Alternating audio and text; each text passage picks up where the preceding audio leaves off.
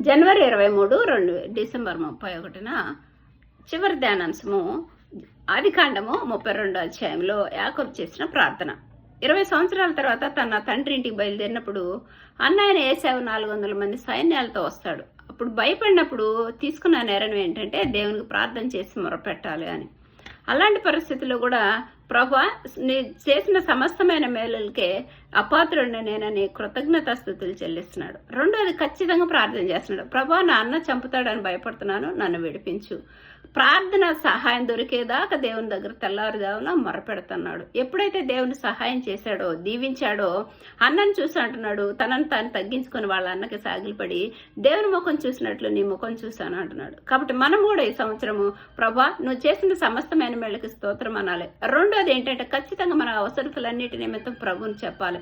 మూడోది పాపాలు ఒప్పుకొని విడిచిపెట్టాలి. నాలుగోది ఏంటంటే మనం ఏ